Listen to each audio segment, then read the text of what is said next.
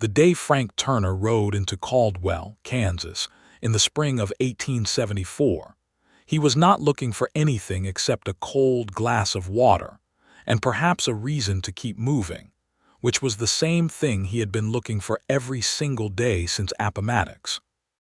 The war had ended 9 years ago, and still he could not shake the feeling that some essential piece of himself had been left behind in the red Virginia mud, buried under a name on a wooden marker that nobody had bothered to carve properly before the rains came and softened the letters into nothing. He had fought for the Union because he believed in what the Union stood for, because his father had told him that a man stands for something or he stands for nothing, and because at 19 years old he had been absolutely certain that courage and righteousness would be enough to carry a person through whatever the world decided to throw at him. He had learned, in the fields around Spotsylvania and in the freezing nights along the Rappahannock, that courage and righteousness were fine qualities to possess and pour armor against cannon fire. He was 28 now. He had spent those 9 post-war years drifting. He had tried farming in Ohio and found that the flat land made him feel exposed, like a man standing in the open waiting for a sniper he could not see. He had tried working on the railroad crews pushing west through Missouri and found that the noise of the blasting and the iron driving made his hands shake in ways that embarrassed him around other men.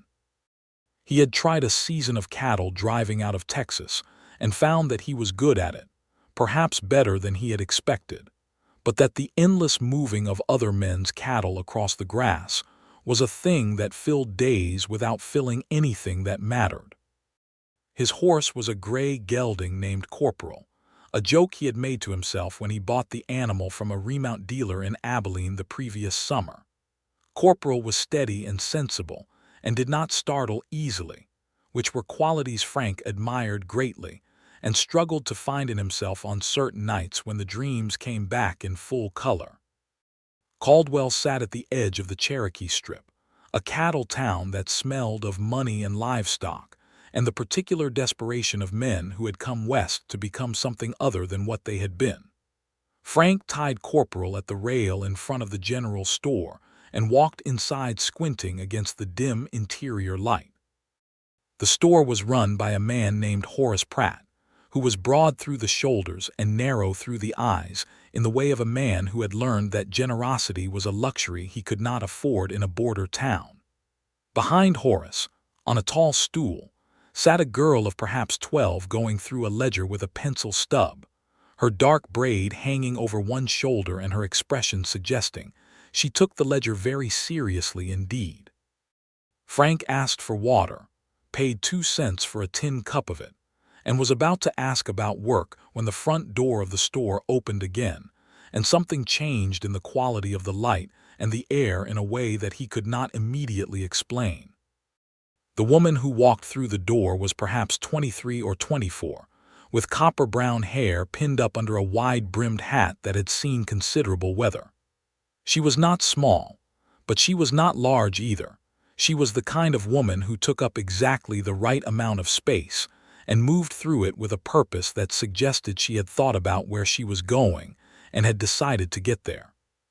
Her dress was practical, a dark blue wool that had been mended at one cuff, and she wore boots that were good boots, the kind that cost money and earned it back in durability. She carried a rolled paper under one arm. "Morning, Horace," she said, and her voice was clear and direct and warmer than her expression initially suggested. "I need to know about the claims office, the one down on Walnut Creek. I have a paper here that says I am entitled to file on 160 acres under the Homestead Act, and I mean to do it today before somebody else decides they want that particular piece of ground." Horace leaned on his counter and studied her in the way men study women who come into establishments alone and know what they want without asking for help. "Miss Holloway," he said, "that office does not open until 9, and it is currently 8:15.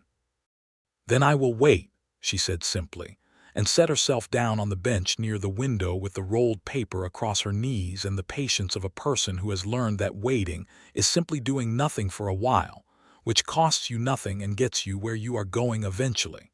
Frank Turner looked at her for perhaps 5 seconds longer than was polite, then looked away and finished his water. He did not know her name yet. He did not know anything about her.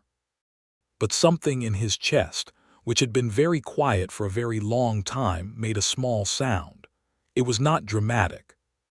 It was the kind of sound a door makes when the wood has swollen shut in winter, and then the spring warmth hits it and the latch gives just slightly, not open, not yet, but no longer entirely shut. He set down his tin cup, thanked Horace, and walked back out into the morning light. He was in town for 3 days, working odd jobs at the livery in exchange for corporal's board and his own meals, when he first heard the full story about Etta Holloway from a weathered man named Caldwell, who wrangled horses for a cattle operation north of town. According to Cal, Etta Holloway had come west from Cincinnati about 14 months ago with her husband, a man named George Holloway, who had been a land speculator of modest success and immodest ambitions. George Holloway had died of fever the previous November, leaving Etta with a wagon, 2 mules, a small amount of cash money, and a letter from a cousin in Wichita that described the opportunities for a determined person in Kansas as being, quote, exceptional for those with the nerve to pursue them. The cousin had not been wrong exactly, but he had also not mentioned that the opportunities required rather more nerve and physical labor than the letter's pleasant phrasing suggested. Etta had spent the winter in a boarding house in Caldwell, doing laundry and sewing to maintain herself, and she had spent those winter months studying the Homestead Act with the focus of a person who intends to understand a thing completely before acting on it. She was entitled to 160 acres. The land down along Walnut Creek, 2 miles south of town, was not spoken for yet. She had the money for the filing fee and the determination to see the claim through its 5-year residency requirement, and she had apparently walked into the claims office that morning in March and filed her name on that piece of ground with the calm certainty of a woman who has made a decision and expects the paperwork to reflect it. Frank listened to all of this without comment. Then he finished his coffee and said, "Good for her," and meant it. "She is going to need help," Cal said, not looking at him, picking at a splinter in his thumb. "That land down the creek has got good soil, but it has not been broken. Somebody needs to turn it. She has got the mules, but she has not got the experience, and there is a fellow named Dorset who has been making noise about that same parcel." "What kind of noise?" Frank asked. Cal shrugged. "The kind that does not mean anything yet but might mean something later if nobody is paying attention." Frank thought about that for a moment. Then he went and found Corporal and told the gelding that he supposed they were not leaving quite as soon as he had planned. He rode out to the claim the next morning on a Tuesday, which was the 24th of March, 1874, and the land along Walnut Creek was everything Cal had described and also something more than the description. The creek ran clear and quick over a bed of pale limestone, and the cottonwoods along the banks were just beginning to show the faint green haze of new leaves. The grass was winter-brown still, but you could see the green pushing up through the roots, and the soil where the bank cut into the earth was dark and rich, and exactly the kind that would give back everything you put into it. Etta Holloway was there already, standing in what would eventually be the dooryard of a house that did not yet exist, studying a rough sketch she had made on a piece of paper. She had a determined look and grass stains on her boots. Frank dismounted and held Corporal's reins and said, "Miss Holloway." She looked up. Up close, her eyes were a dark greenish hazel, the color of creek water over limestone, and they regarded him with intelligence and a measured skepticism that he found entirely reasonable given that he was a strange man who had ridden up to her property without invitation. "Yes," she said. "My name is Frank Turner. I heard in town that you might be in need of someone to help break this ground." I have experience with a plow, and I have got no pressing engagements between here and the end of my ambitions, which as of this morning appear to have stalled considerably." She looked at him for a long moment. He was aware of the assessment she was making and did not fidget under it, which he suspected was the right instinct. "You are looking for work," she said. "I am looking for work, yes. I would take fair wages if you have them, and if you do not, I would take meals and the use of that stand of cottonwoods down by the water to camp in, and we can discuss wages when the first planting is done, and you have a better sense of what the land is worth to you." "That is a lot of trust to extend to a stranger," she said. "It is," he agreed. "On both sides." Something in her expression shifted, not softening exactly, but recalibrating. She folded the sketch and put it in her coat pocket. "I can offer meals now and wages at planting," she said, "but I want to be clear that this is my land and my claim and my decisions. I'm not in the market for a partner or an opinion unless I ask for one." "Understood completely," Frank said. "Do you have a name for your horse?" she asked. "Corporal." The corner of her mouth moved. Not quite a smile, but the shape of one. "Do you always name animals after military ranks?" "Just the ones that have earned it," he said. She almost smiled then and turned back to her paper, and Frank Turner looked out across the brown-green land along Walnut Creek and felt something he had not felt in a very long time, which was the particular, quiet recognition that this was a place where a person could, conceivably, begin something. The work began the next morning, a Wednesday, with frost still in the ground before 9 and the first real warmth of the season not arriving until 11, and then it was good and honest and strong. Frank borrowed a breaking plow from Caldwell, who lent it without much comment and a knowing look that Frank pretended not to notice. Etta's 2 mules, whose names were Lincoln and Douglas, were strong and well-tempered, and took to the plow with the resigned competence of animals who have decided that cooperation is simply more efficient than resistance. Frank worked the plow while Etta walked the turned earth behind him, breaking the larger clods with a mattock, and studying the soil with her hands the way his grandmother had once studied fabric before buying it, checking its texture and quality and potential. She asked good questions. She asked about drainage, and which way the spring floods would run, and how deep you needed to go before you hit gravel. She asked whether the creek bend to the south would give them trouble or shelter.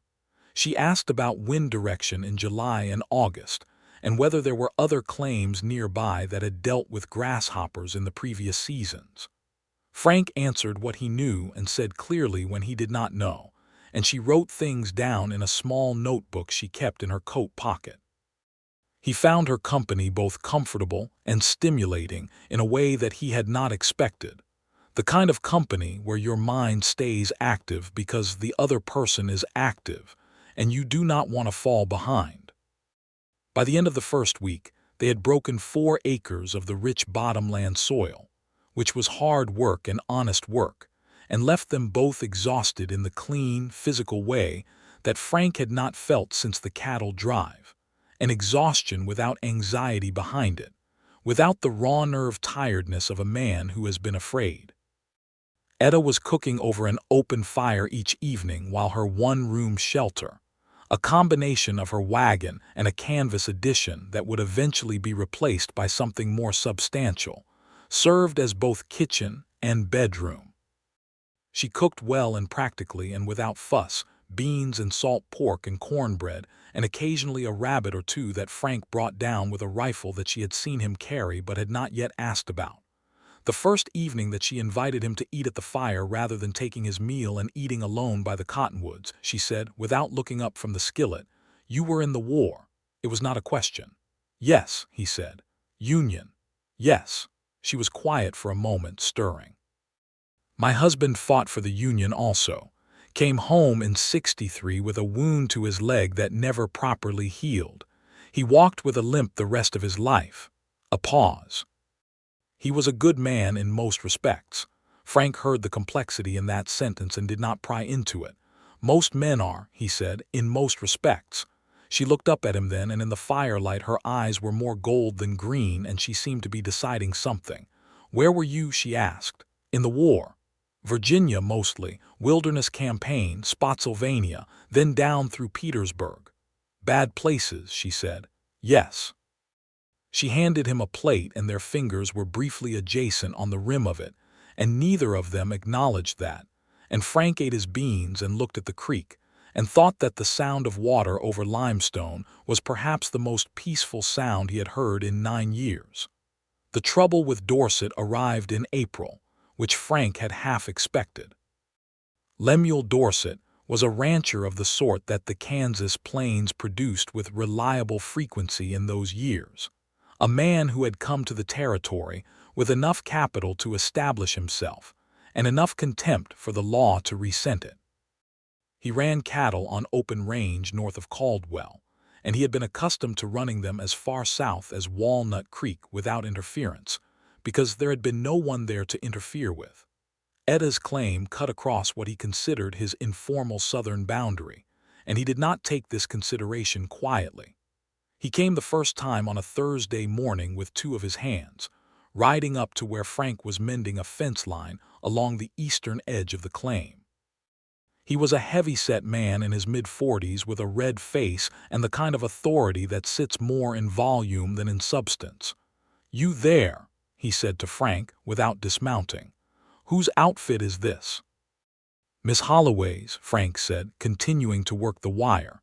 "Miss Holloway does not have the legal right to fence this land. She filed a homestead claim on March 24th, Frank said. You are welcome to check the records at the claims office in Caldwell.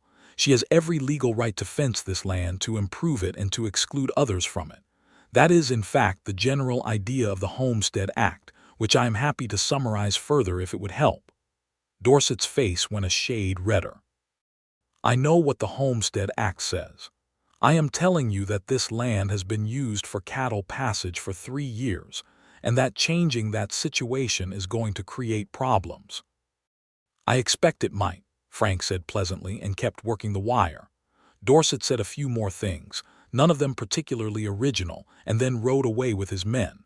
Frank finished the fence line and went to find Etta and told her exactly what had happened.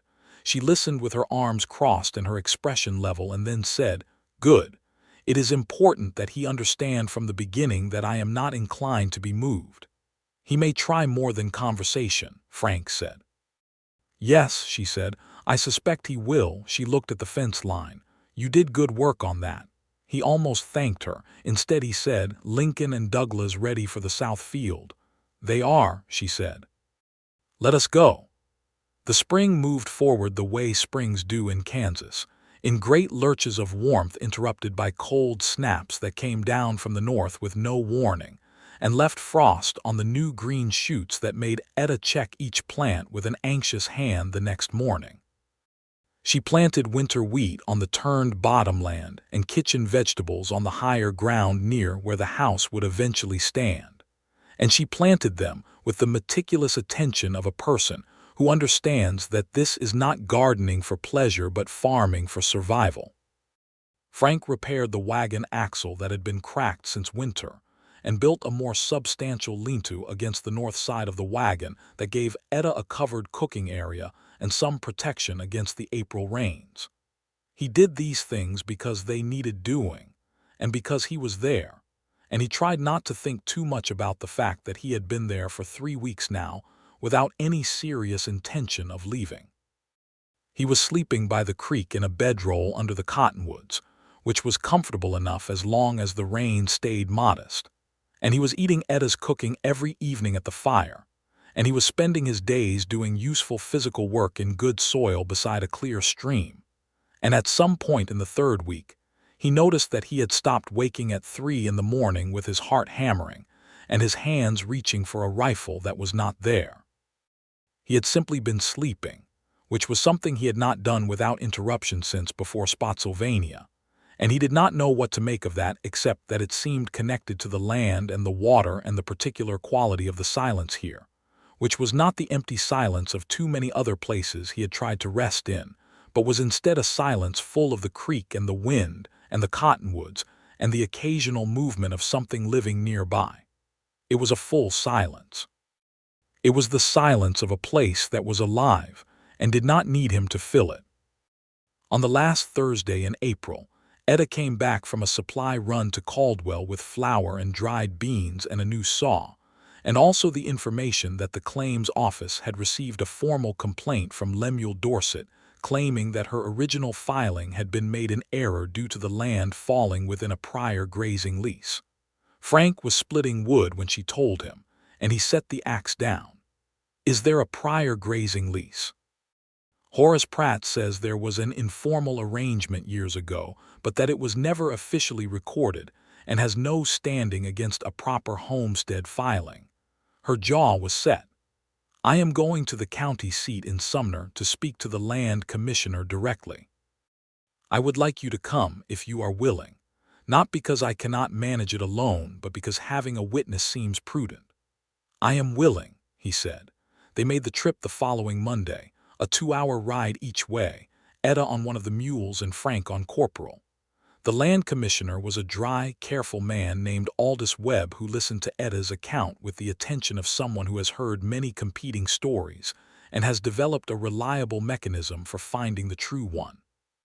He reviewed her filing papers, reviewed the complaint from Dorset, and reviewed the county records for any trace of a prior formal lease agreement. He found none. He told Etta that her claim was in good standing, that no informal grazing arrangement had any legal power to supersede it, and that if Mr. Dorset continued to interfere with her operation of the claim, she should document every incident and return to his office. Etta thanked him with composed dignity. On the ride home she did not say anything for a long time, and Frank rode beside her without pressing, watching the Kansas prairie go past in the afternoon light, the grass moving in long waves that looked like water. After perhaps 20 minutes she said, "Thank you for coming." "Of course," he said. Another silence. The horses moved at an easy pace. Then she said, "Frank, can I ask you something personal?" "You can ask," he said. "I may not answer, but you can ask." She smiled at that, a real smile this time, brief and warm. "Fair enough. What are you looking for? In your traveling, I mean. What are you hoping to find at the end of it?" He thought about the question seriously because it deserved serious thought. He watched Corporal's ears move in the breeze. He thought about Ohio and the railroad and Texas and the cattle and all the places he had stayed long enough to know he did not belong. "I used to know," he said finally. "Before the war, I knew exactly what I wanted. I wanted land and work and a family and a life that made sense from one day to the next. The war dismantled the machinery of that wanting, I think. Made it hard to want things for too long in one direction, because in the war you learned that wanting was dangerous. If you wanted something too much, the world would take it from you, so you stopped wanting, and now I am not sure I remember how." She was quiet for a moment, looking ahead between her mule's ears. "I understand that," she said. "Not from the war exactly, but George dying. The fever came so fast. He was fine on a Wednesday and gone on a Sunday, and after that I stopped making plans that extended more than a week into the future, because it seemed foolish and painful to plan further than that." A pause. "But then I looked at that land along the creek and I thought, someone is going to plant something here, and I thought it should be me." "Yes," Frank said, "it should be." She looked at him sidelong. "Do you think you might remember how to want something for longer than a week at a time?" He looked at her directly then, and she held his gaze, and the afternoon light was very warm and the prairie grass moved all around them like something breathing. "I think I might be starting to," he said. She looked away first, back to the road ahead, but he saw the color that came into her face, and it was not from the wind. May in Kansas is a spectacular and sometimes terrifying thing. The rains come in earnest, and the grass turns from the pale gold of winter to a green so intense it looks artificial in the morning light, and the wildflowers open across the bottomland like a rumor of paradise. Etta's wheat was coming up in strong, even rows, and the kitchen garden was establishing itself with the enthusiasm of good soil properly attended to. Frank built a proper house. He had not planned this exactly. Or perhaps he had planned it without admitting to himself that he was planning it. He scouted the timber available along the creek and found that the cottonwoods, while plentiful, were too soft for structural use. But Caldwell pointed him toward a sawmill operation 10 miles east that sold lumber at fair prices. And Frank calculated what he needed and made 3 trips with the wagon and came back with good pine lumber and the intention of building something solid. He asked Etta where she wanted the house to sit. She walked the ground with him for the better part of an hour, testing sight lines and wind exposure and proximity to the well she planned to dig, and the kitchen garden and the eventual barn. She made decisions about each of these things with a thoroughness that he admired and a certainty that he found deeply comfortable, the certainty of a person who trusts their own judgment because they have earned that trust. "Here," she said finally, stopping on a slight rise about 40 yards from the creek. The rise keeps the spring flooding from the floor. The cottonwoods to the north break the worst of the winter wind, and I can see both the road from Caldwell and the creek crossing from the front window. "Good choices," he said. "I know," she said without vanity, simply as a statement of fact. He laughed. It surprised him. The laugh came up from somewhere unguarded and genuine, and she looked at him with an expression of pleased surprise, as if she had not expected the sound from him either. He had not laughed like that in a very long time, not the polite or reflexive kind, but a real one from something that genuinely struck him as funny and delightful. "You are very sure of yourself," he said. "I admire it." "I used to not be," she said more quietly. "I was very uncertain for a long time, about everything, where to live, what to do, whether I was capable of managing any of it alone." She looked at the ground she had chosen for her house. "Coming out here taught me that uncertain is just not yet knowing, and not yet knowing can be fixed by paying attention and doing the work." She looked up at him. "Are you always going to call me Miss Holloway?" The directness of the question caught him pleasantly off balance. "Would you prefer something else?" "My name is Etta," she said. "I know," he said. "Etta," she nodded once as if something had been settled. "Good. Now can you get the foundation laid before the June rains?" He did not laugh again, but he came very close to it. "I can try." He got the foundation laid before the June rains. The house went up through May in a series of long days that were the most satisfying work Frank had done since before the war. He understood the building of a thing, the way each piece required the last one to have been done correctly, the way the errors in the beginning compounded into trouble at the end if you let them. He worked carefully and he worked fast, and he enlisted Caldwell for 2 days to help raise the walls, and Etta was there for every part of it, carrying lumber and holding boards while he nailed them, and making opinions about window placement that he incorporated without argument because her opinions were good. Caldwell noticed. He did not say anything to Frank directly, but one afternoon when Etta had gone to the well and they were working on the roof framing, Cal said, conversationally, to the air in general, "Funny thing about this part of the territory. Fellow comes through planning to keep moving, finds a reason to stay. Next thing you know he has got a roof over somebody's head, and a look on his face like a man who has found his hat after a long time without one." Frank drove a nail with particular precision and said nothing. "Not that there is anything wrong with that," Cal added. "Hats are useful, keeps the sun out of your eyes." "Cal," Frank said. "Yep, mind your own framing." "Minding it right now," Cal said cheerfully, and went back to work.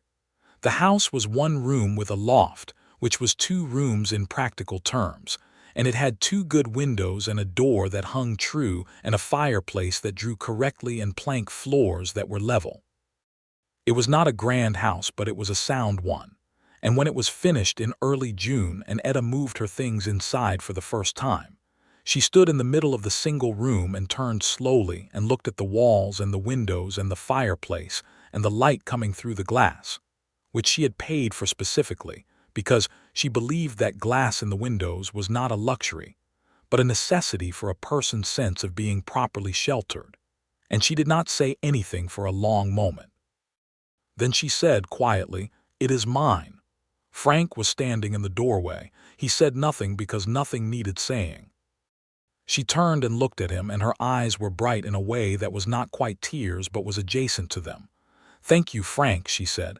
This is real work, real good work." He cleared his throat. "The wood on the east wall should last you 10 winters easy. I used the best of the pine for the main framing." "I know you did," she said. "I watched you choose it." Outside, Lincoln and Douglas were tied to the new hitching post, and Corporal was grazing along the creek bank, and the afternoon light was coming across the Kansas prairie in long golden sheets, and Frank Turner stood in the doorway of the first house he had helped build since before the war and felt something he had not felt in any of the places he had tried to rest in. Not Ohio, not Missouri, not Texas, nowhere. He felt as though he might belong somewhere. It frightened him enough that he made excuses and went back to his camp by the cottonwoods and sat with his back against the bark and watched the creek go by for a long time, thinking about what belonging cost and whether he was capable of the kind of staying it required. He was still there when the sun went down and the fireflies came out over the water, and somewhere downstream a coyote called to the rising moon, and he thought about his father telling him that a man stands for something or he stands for nothing. And he thought that perhaps standing for something could include standing in a specific place, staying in a specific place, for reasons that had nothing to do with duty and everything to do with wanting. In the first week of June, Dorset made his second move. Frank came back from a morning ride to check the north fence line to find 2 of Dorset's cattle inside the claim boundary, the fence wire cut in a single place with the precision of a tool rather than the work of an animal. He documented the cut wire and repaired it and went to find Etta. She listened to him, wrote it in the notebook she had been keeping for exactly this purpose, and then said, "I will ride to Caldwell and speak to the county sheriff." The sheriff of Sumner County was a man named Eli Burrows, who was neither corrupt nor particularly courageous, but who was, at least, honest in his paperwork. He came out to the claim the next day, examined the fence cut, took Etta's report, and paid a visit to Dorset that produced no immediate result but created an official record of the dispute. Frank watched all of this with the careful attention of a man who has seen how quickly minor disputes can compound into something that requires more than paperwork, and he made a point of being visible and present and calm during Burrows's visit, not threatening, not confrontational, simply there, in the way of a man who has made a quiet decision about what he intends to defend.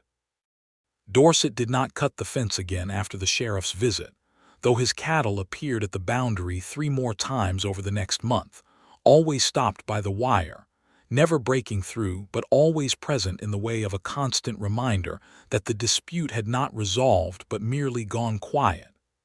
Etta ignored them with magnificent deliberateness and planted more wheat. The summer of 1874 in Kansas was hot and occasionally violent in its weather, with thunderstorms that came up from the southwest in the afternoons with a speed and ferocity that reminded Frank why the open prairie was both beautiful and dangerous. He and Etta weathered 3 significant storms that summer, standing in the doorway of the new house watching the lightning walk across the sky, while the thunder shook the plank floor, and the rain came in sideways across the wheat field.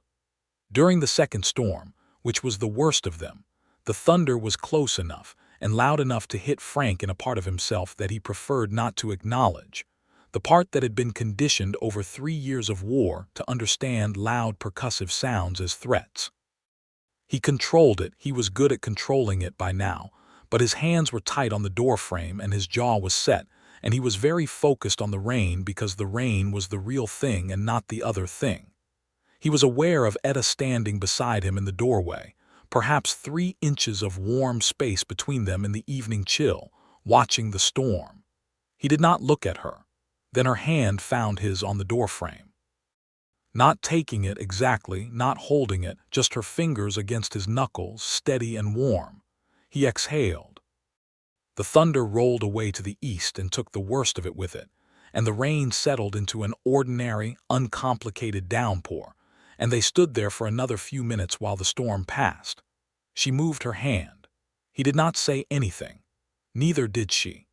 But something had passed between them in those few minutes as sure and as real as the storm itself, an acknowledgement that required no words because they were both people who had learned that the most important things often do not. Frank did not sleep that night, not from anxiety but from something that was, strangely, almost its opposite. He lay on his bedroll and looked at the canvas above him, and listened to the rain finishing its business on the prairie, and thought about a woman's fingers against his knuckles in a doorway during a thunderstorm, thought about the particular quality of her steadiness, which was not the steadiness of someone who did not feel things, but of someone who felt things fully and chose anyway to be steady. He thought about what he might say to her and how he might say it, and he thought about her lost husband and her hard winter in the boarding house, and the years she had spent uncertain, and the morning she had walked into Horace Pratt's store with a rolled paper under her arm, and the absolute intention of filing her name on a piece of ground. He thought about the fact that she had done exactly that, and that the ground was responding to her with the generous honesty that good ground shows to people who treat it well.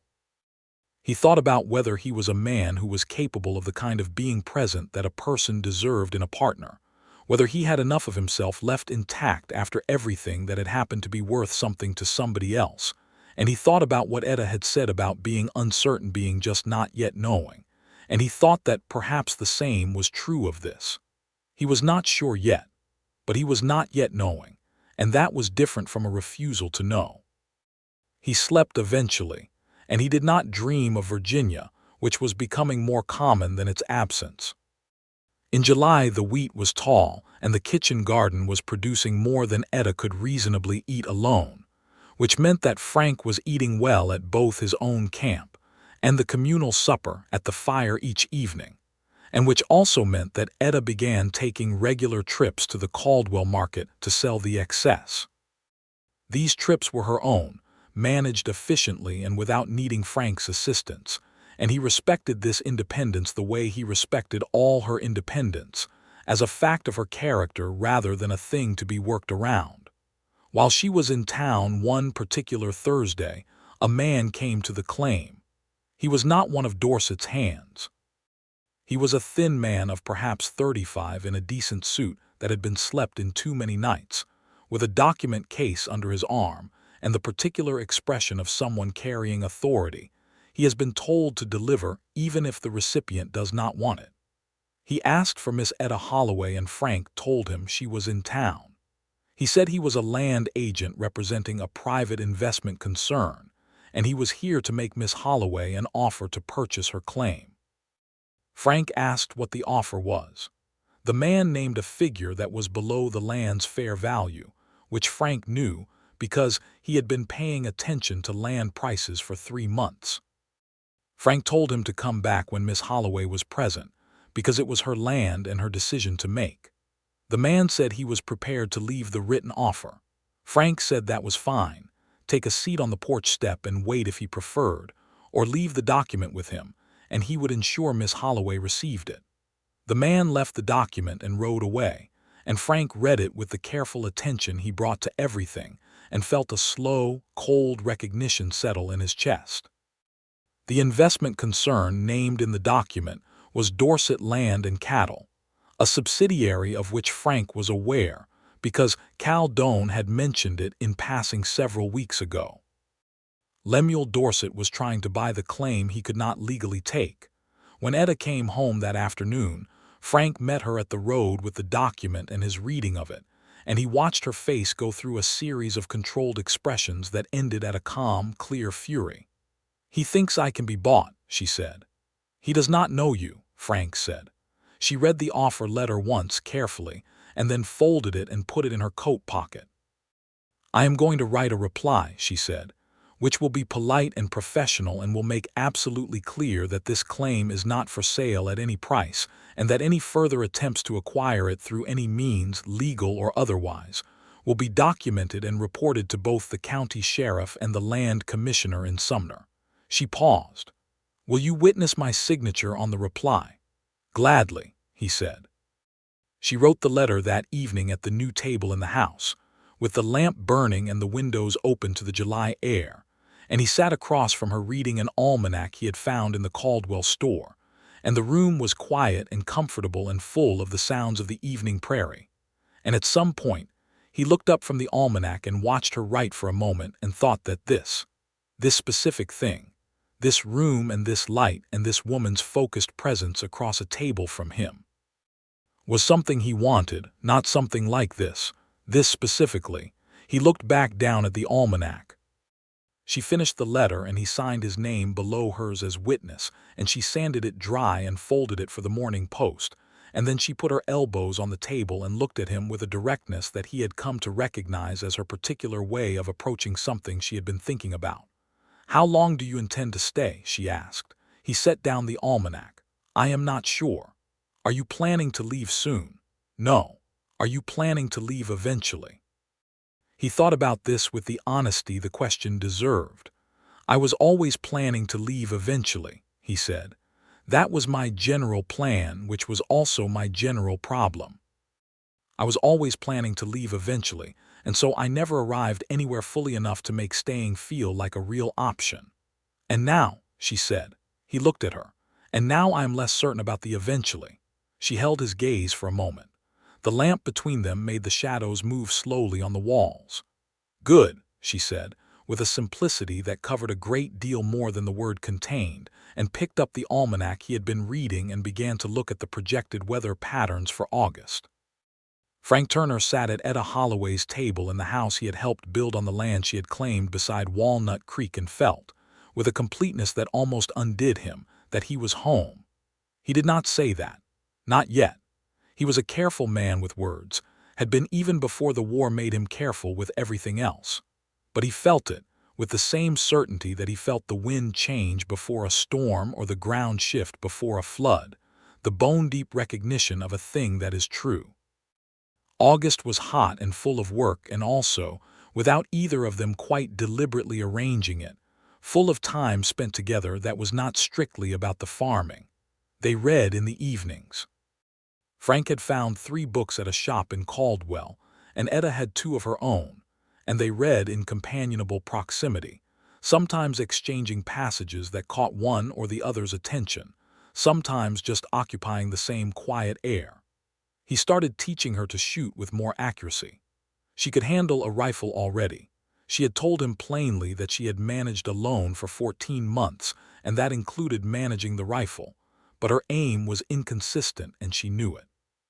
He showed her about breath and patience, and the particular stillness that comes before the trigger, not the stillness of nothing, but the stillness of everything being organized toward one point. She was a good student. She was a good student at everything, which he attributed to the quality of her attention, which was complete and focused, and refused to be satisfied with approximate understanding. She started asking him about the war, not in the way of wanting details of violence, but in the way of a woman who wanted to understand what had happened to the man sitting across from her. She asked about the people he had served with and what had become of them, and he told her about his sergeant, a man from Pennsylvania named Aldrich, who had been the funniest human being Frank had ever encountered, and who had died at Cold Harbor in 1864. And he told her about the brothers from Indiana who had gone through the whole war together and had both survived it and had gone back to their farm, and about the men who had not survived and whose names he could still recite in his sleep.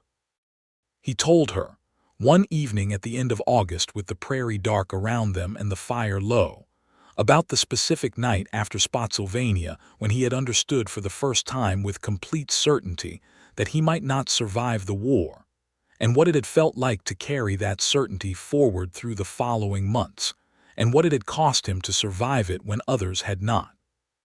She listened to all of it without flinching, and without the uncomfortable sympathy that he had encountered from others who heard these things and did not know what to do with them.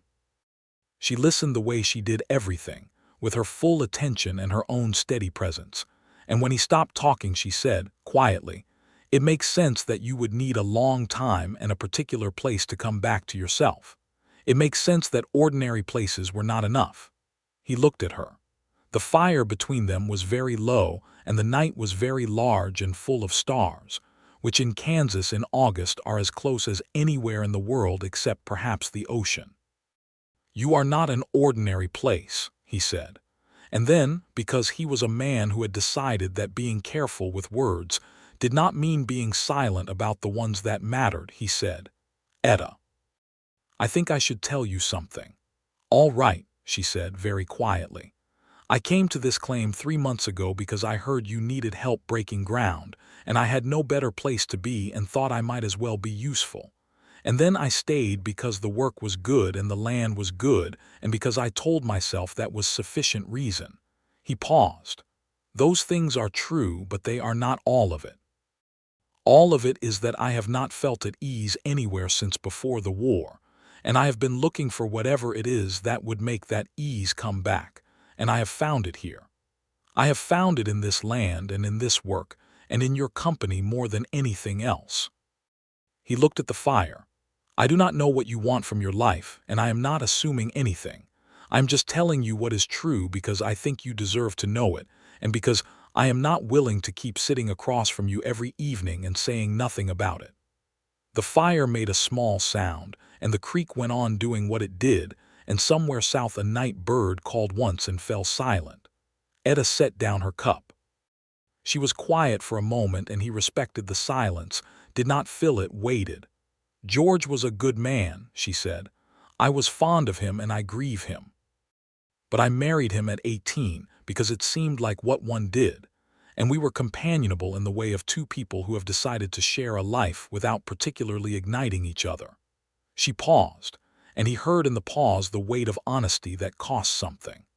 "I have never, in my life, felt about anyone the way I have been feeling about you since approximately mid-April, and I have been making myself busy with practical things to avoid having to think about what to do with that."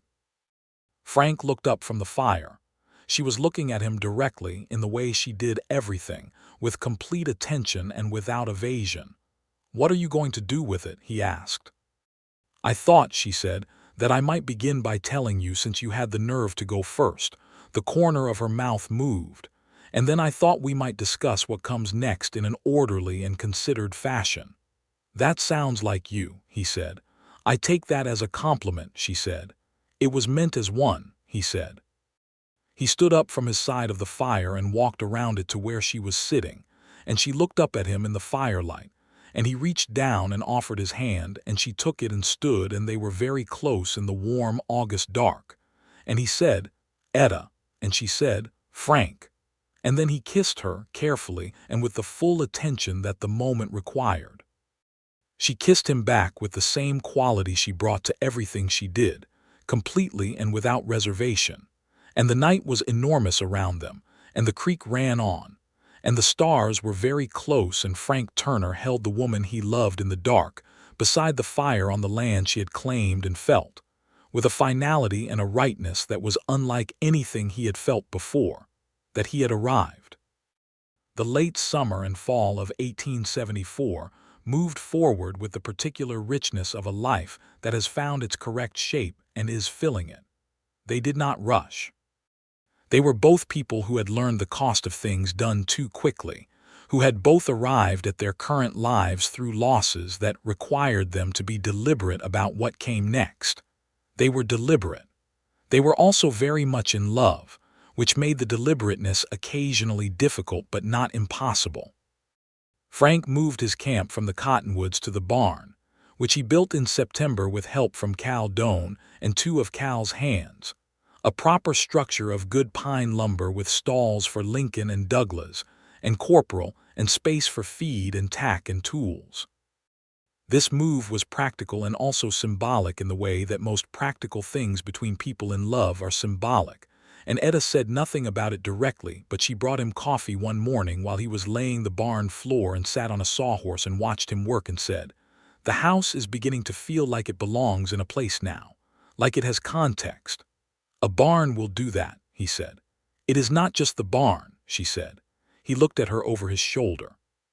She was looking at the house and the kitchen garden and the fenced fields beyond, the wheat cut now and the stubble golden in the September light, and she was looking at all of it with the expression of a person who has built something they intended to build, and is now surveying it with the particular satisfaction of completion. "No," he agreed.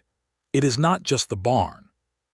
Dorset made one more attempt in October, not a legal one or a commercial one this time, but a more direct kind, which involved 3 of his hands riding onto the claim at night and attempting to pull down a section of the fence line that bordered the road from Caldwell.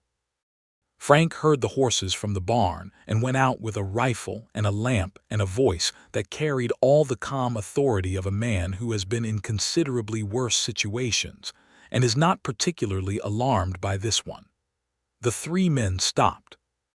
Frank told them that he had documented their presence and would be at the sheriff's office at first light, and that if any of them would care to explain to Sheriff Burrows why they were here on Miss Holloway's claim at 10 in the evening pulling down fence wire, he would be very interested to hear the explanation they came up with.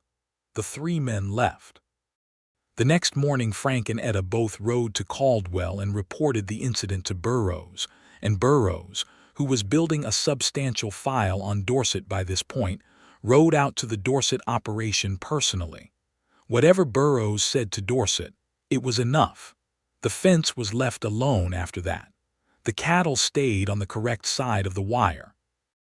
Dorset's name came up at a county commissioner meeting the following spring regarding a separate dispute, and what had been documented by Burrows about his conduct toward Etta's claim contributed to an outcome that cost Dorset a grazing lease he had valued considerably, which Frank felt was appropriate, though he said nothing about it. October and November were harvest and preparation, and Frank worked alongside Etta with the kind of ease that comes from knowing someone well enough to move around them without thinking about it. They fit together in the work, the way 2 people fit together when they have found their rhythm and stop being separate instruments and become something that sounds better together than apart. He loved her. He loved her with an intensity and a steadiness that surprised him with its completeness. Not the anxious love of a man who is not sure he deserves what he has found, but the settled, certain love of a man who has finally understood that staying is not weakness, but is in fact the most courageous thing he has been asked to do, and who has decided to do it with everything he has. He asked her to marry him on the 1st of December, 1874, standing in the kitchen of the house he had helped build, in the early morning before the stove was properly lit, with the winter light coming white and clean through the glass windows she had insisted on. He had thought about elaborate approaches and had discarded them as unsuitable to both of them. He simply looked at her over their coffee cups, which were an old blue ceramic set that had been her grandmother's and which she had carried west with her from Cincinnati as one of approximately 4 purely sentimental objects she allowed herself, and he said, "Etta, marry me." She looked at him. The morning light was in her hair and her eyes were the color of the creek on a clear day. "You are not asking me a question," she said. "You are making a statement." "I am asking," he said. "I am asking with more conviction than a question mark usually contains." She smiled, and it was the full smile, the one that reached her eyes and changed the whole quality of her face, the one he had been trying to earn consistently since the first time he saw it. "Yes," she said. "Obviously, yes, Frank." He crossed the room in 3 steps and kissed her with the full conviction of a man who has waited as long as he intends to wait, and she kissed him back with the full conviction of a woman who has decided completely. And the stove behind them popped and settled in the cold morning, and outside the Kansas, winter was laying frost across the wheat fields and the fence lines and the creek, and inside everything was warm. They were married in February of 1875 in Caldwell by a circuit preacher named Whitfield who came through 3 times a year and who, when he saw them standing before him, said quietly that in his experience, a couple who stood together the way these 2 were standing, with that particular quality of having already arrived somewhere, were going to be all right. Horace Pratt from the general store attended. Caldwell attended, with a grin so wide it looked briefly structural, as if it was holding his face together. A few of the other homesteaders who had settled along the creek and in the surrounding area attended, people who had come to know Etta over the months, and who had come to know Frank as an extension of Etta's operation, and who seemed universally pleased about the development. Etta wore a dress of deep blue wool, not the worn one but a good one that she had made herself over the winter in the evenings while Frank read to her from the almanac, and occasionally from a novel Cal had lent him. She wore her hair down, which Frank had only seen a few times, and it was long and copper brown and caught the winter light from the church windows in a way that made him unable to look away. He wore his best shirt, which was not remarkable, and his good boots, which were, and Cal had lent him a black coat that fit approximately correctly. He stood beside her in front of Whitfield and said the words with complete sincerity, and felt each one of them settle into place like logs in a structure, sound and load-bearing and true.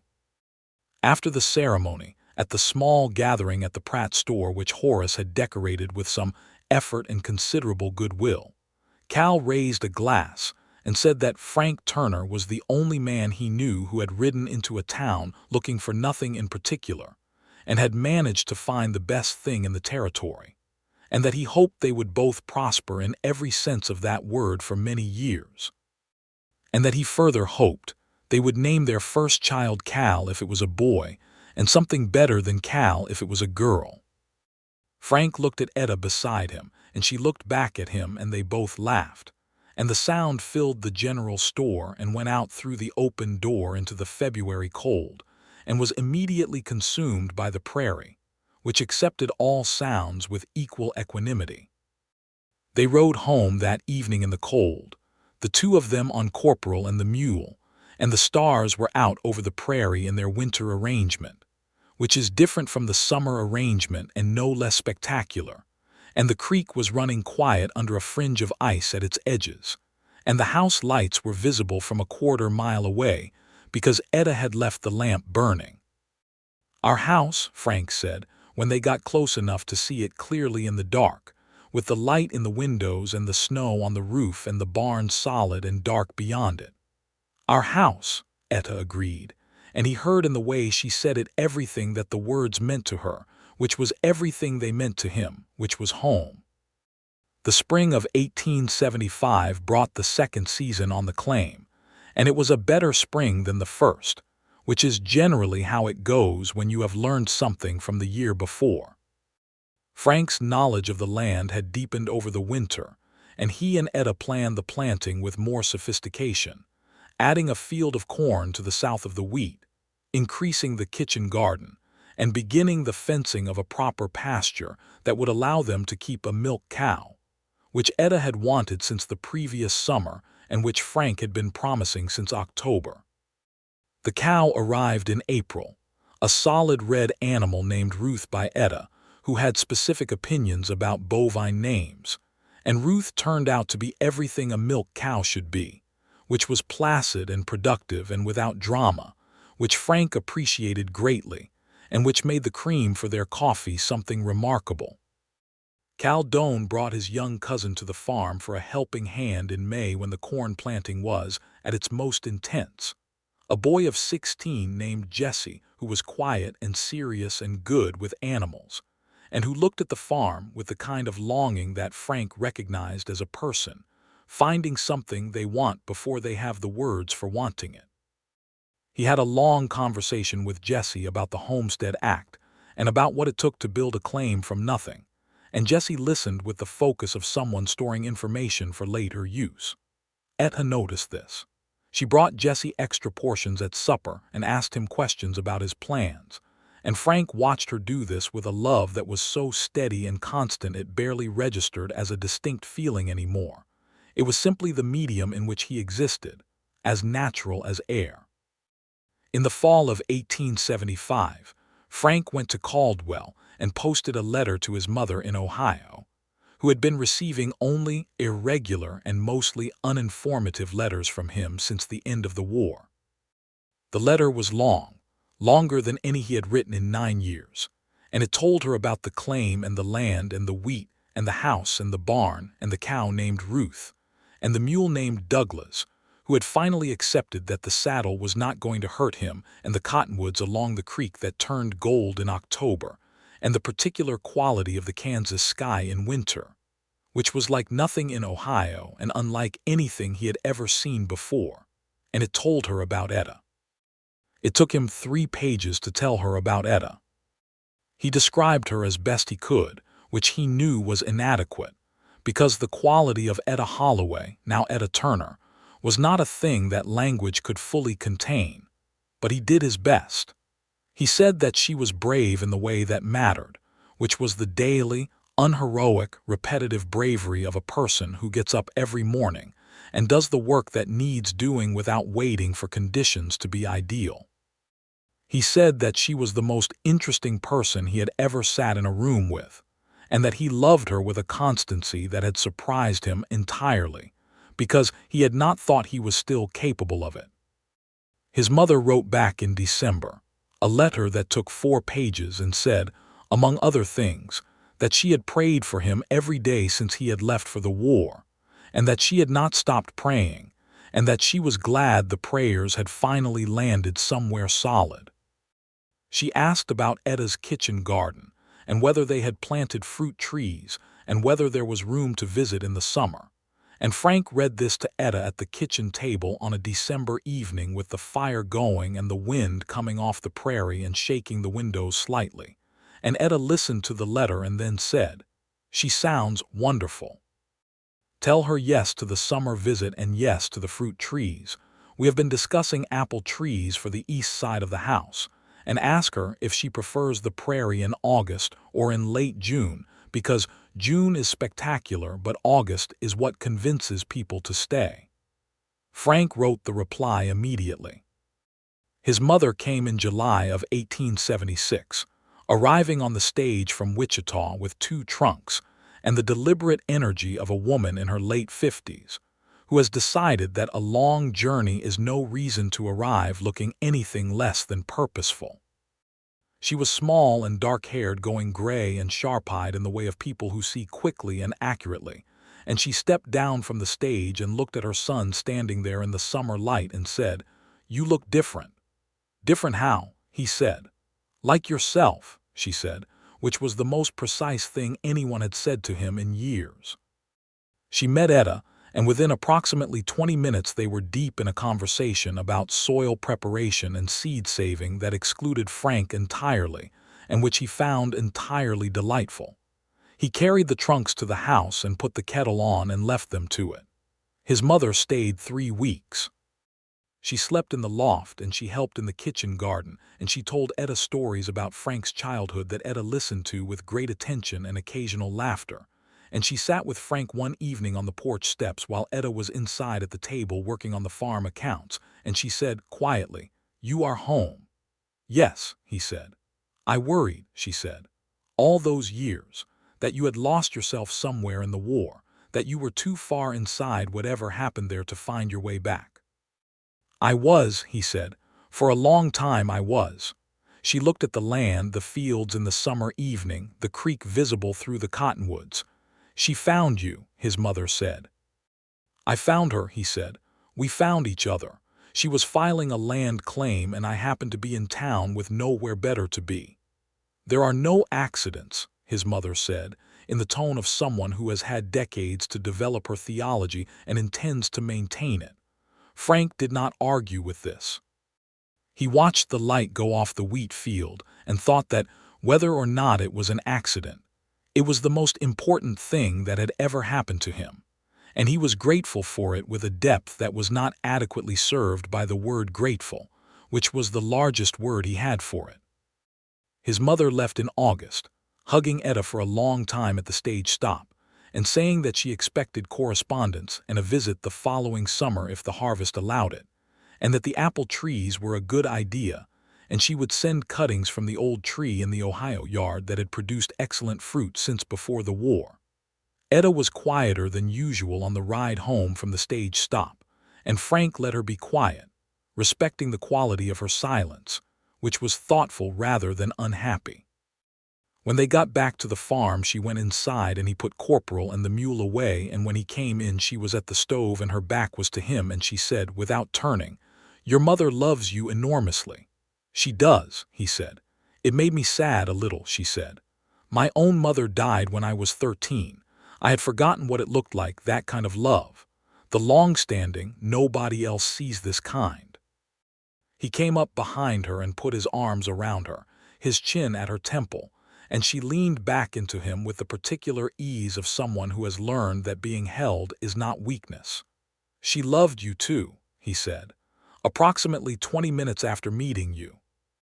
Etta laughed softly. "She is an efficient woman. She recognized quality," he said. "She did not need the full afternoon." She turned in his arms and looked up at him, and her eyes were clear and bright, and he thought, as he thought regularly now, that the color of them was the best color he had ever seen. "I am going to tell you something," she said, "which I have been waiting to tell you until I was certain." He waited. "We are going to have a baby," she said.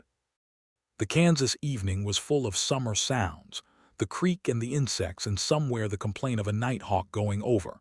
And Frank Turner stood in his kitchen with his wife in his arms and felt something expand in his chest that was larger than he had expected it to be, larger than the room, larger than the house and the fields and the creek, as wide and as full as the prairie sky at its most extravagant. "Etta," he said. That was all he said. Her name, in the specific way he said it when words were not sufficient and only her name would do. She smiled. "Yes," she said, "in approximately February." He held her close, and she held him back, and the nighthawk called again and went south, and the summer evening settled into night around the house on the rise above Walnut Creek, and everything was in its right place. Their son was born on the 14th of February, 1877, which Etta said was an impractical date for a birthday, but which she could not very well have arranged otherwise, and which Frank privately thought was perfectly arranged, the kind of coincidence that a person with his mother's theological convictions would point to as evidence of design. The birth was attended by a woman named Clara Adkins, who had been midwifing in Sumner County for 12 years, and who was competent and calm, and entirely unimpressed by either the difficulty of the labor or the anxiety of the father, whom she sent outside twice, and who came back in both times on the grounds that the cold was less tolerable than the anxiety.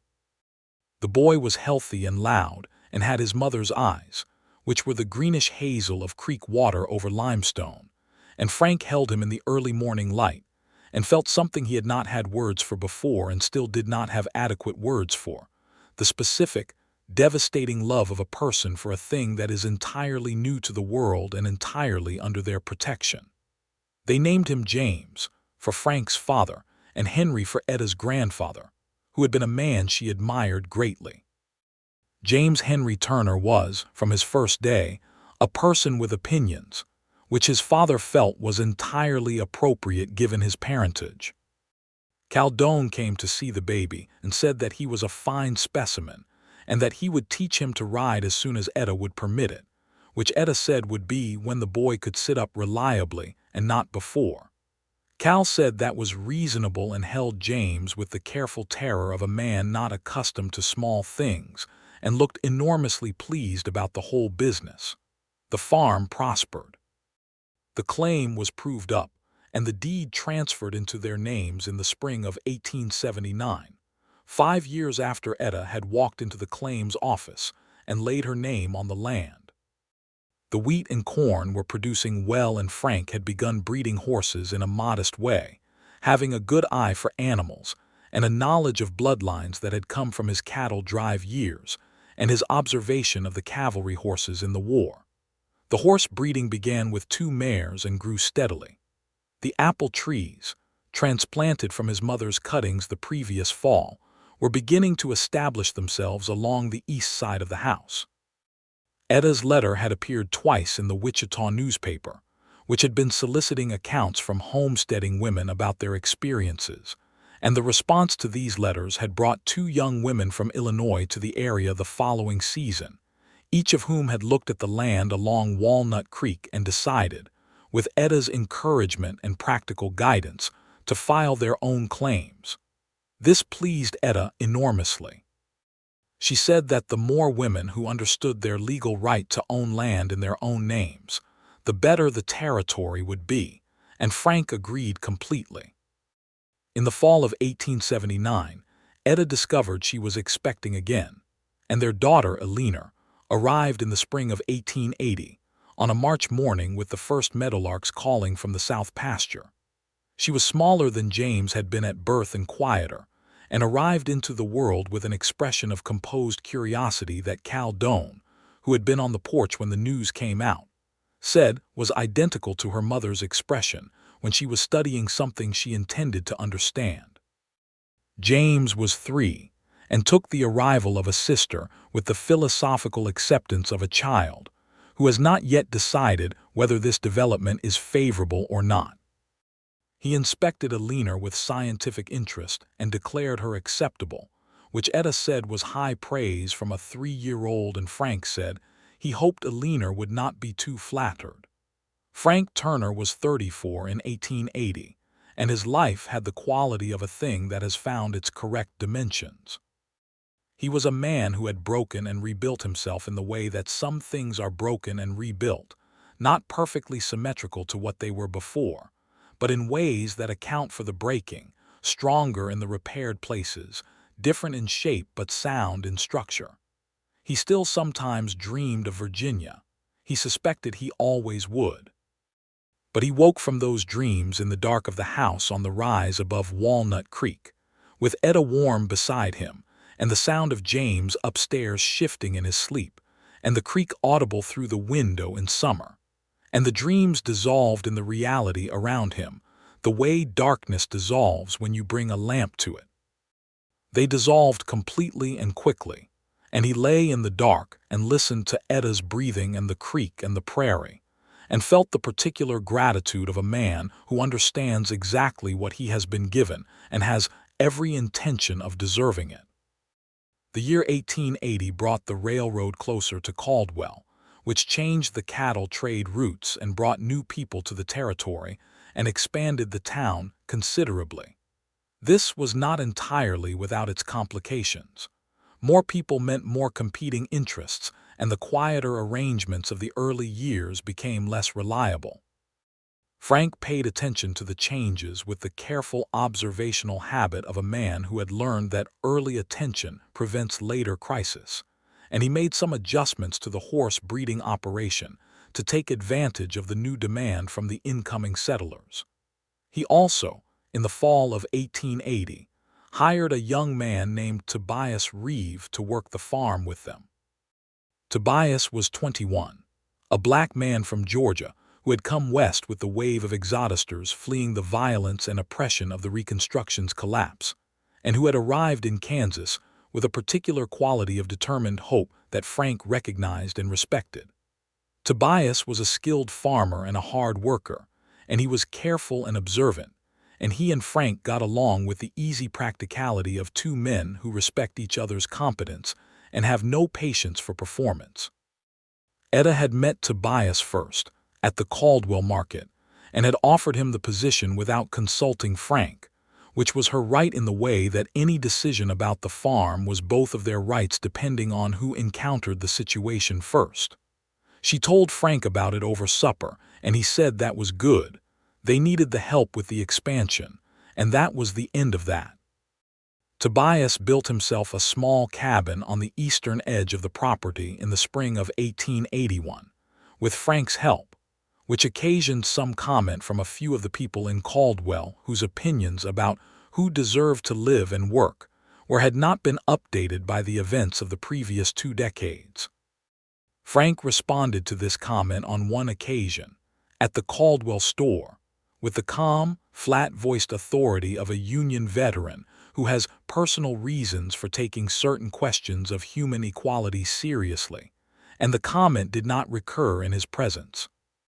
Etta had a similar conversation at the post office with different persons and a similar outcome, which she described to Frank that evening in terms that made him appreciate her even more than he already did, which he had not thought was possible. Tobias proved to be not just a good hand but a good neighbor, the kind of person who makes a community better by being in it. By 1882, he had a family of his own, a wife named Louisa who had come from Topeka and who became a genuine friend to Etta over the years, and their children grew up alongside James and Alina with the closeness of children raised on neighboring land. The claim proved up. The deed was clear. The land along Walnut Creek in Sumner County, Kansas, was Etta and Frank Turner's ground, documented and paid for and planted and improved over years of sustained, honest work, and it was producing enough to maintain the family comfortably and to allow for the modest savings that Frank kept in a bank account in Wichita against the future, which he now thought about with the ease of a man who expects to have one. In the summer of 1882, Frank's mother came again, this time on the train, which was a different arrival than her first stagecoach visit and involved considerably less dust. She was 62 and slowing somewhat but entirely herself, and she spent a month at the farm and took an enormous interest in James and Alina, who took an enormous interest in her. And she and Etta spent 3 mornings working through the farm accounts together in a manner that Frank understood was partly accounting and partly something else, the deep pleasure of 2 people who have recognized something essential in each other. His mother told him the evening before she left that the farm was exactly what it looked like from the outside, which was the most truthful and abundant kind. "What does it look like from the outside?" he asked. "Like a place where people are genuinely happy," she said. "Not the easy kind of happy, but the kind that has cost something and is worth exactly what it cost." He sat with that for a long time after she left. He thought about what it had cost, the war and the years of drifting and the particular loneliness of a man who cannot find the place where he belongs, and he thought that his mother was right, as she generally was, that the price had been high and the return had been worth every part of it. James turned 5 in 1882 and began demonstrating a talent for horses that delighted Frank and pleased Etta, and gave Caldwell the satisfaction of having predicted it, since he had been saying since James was 18 months old that the boy was going to be horseman and nobody had disagreed. James could sit a horse by 4.5 and rode with a natural ease that Frank recognized as something that cannot be taught, only allowed to develop. Alina at 2 was a person of strong convictions and considerable volume, and she had her father's dark eyes and her mother's absolute certainty about what she wanted, which was a combination that Frank found alternately challenging and hilarious and deeply wonderful. She was the kind of child who made you understand that the world was going to have to reckon with her, and who was entirely at peace with this fact. The apple trees bore fruit for the first time in the fall of 1882, and the apples were small and imperfect, and the best thing Frank had tasted since he could not remember when, partly because they were good apples and partly because they were his mother's tree and his wife's land and his children's yard and his home, and things taste different when you know where they come from. Etta made apple preserves from the first harvest and put up 12 jars on the kitchen shelf, and stood back and looked at them with the expression of a person who has achieved something they set out to achieve several years ago, and is taking a moment to acknowledge it. Frank came in from the barn and found her standing there looking at the jars of preserves, and he stood beside her and looked at them too. 12 jars, she said. Good harvest for young trees, he said. Next year will be better, she said. It will, he agreed. She looked at him and he looked at her, and she was 31 now and the copper in her hair had not changed, and her eyes were exactly the same color as the first morning he had looked at them in the half-dark of Horace Pratt's store, which was the color of creek water over limestone, which was the best color he knew. "Are you happy?" she asked him. Not in the way of someone who needs reassurance, but in the genuine, curious way of a person who wants to know the truth. He thought about the question. He thought about it with the seriousness it deserved, because it was a serious question, and she was a person who deserved serious answers. He thought about Ohio, and the railroad in Texas, and the drifting years, and the long nights of bad dreams, and the morning he had ridden into Caldwell without any clear intention and gone into Horace Pratt's store for a tin cup of water. He thought about a woman walking through a door with a rolled paper under her arm and the absolute intention of claiming something. He thought about brown-green land along a clear creek in the March light, and the sound of water over limestone, and the way that sound had, from the first morning, felt like something coming back to him that he had thought was lost. He thought about a house going up in May sun, and a fire in August dark and fingers against knuckles, in a doorway, and a question asked over coffee cups in a February morning, and a boy with creek-colored eyes born on Valentine's Day, and a girl with her father's eyes born in March with meadowlarks calling. He thought about 12 jars of apple preserves from his mother's tree growing in his wife's yard on the land she had claimed and proved and kept against every effort to take it from her, on the land where he had finally arrived. "Yes," he said, "I am." She nodded once, as if confirming something she had expected but wanted to hear anyway. Then she reached up and straightened the collar of his shirt the way she sometimes did, a small, habitual gesture that he loved specifically and entirely, and went to start supper. He stood in the kitchen a moment longer, listening to the sounds of the farm in the fall evening, the horses in the pasture and James's voice from somewhere outside and the creek moving under the cottonwoods, gold now in October, and the sound of Etta at the stove behind him, and he felt the walls of the house around him and the ground under his boots, and the life in all its particular accumulated richness extending in every direction from where he stood. He was home. He had been home for a long time now.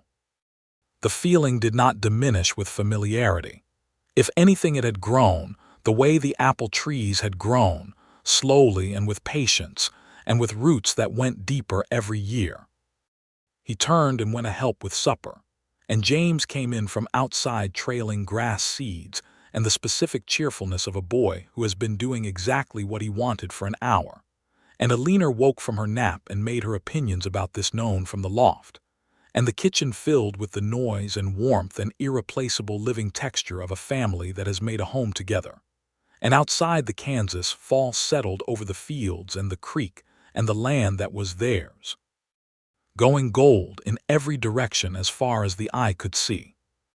Frank Turner set the plates on the table and called his children to supper and looked across the room at his wife, and she looked back at him with those creekwater eyes, and everything was exactly as it should be and would be and was going to remain. The land was claimed. The home was built. The life they had found their way to, two people arriving from different losses at the same patch of good ground in Kansas, was full and real and permanent, and it was theirs, and they were in it together, and it was enough. It was more than enough. It was everything.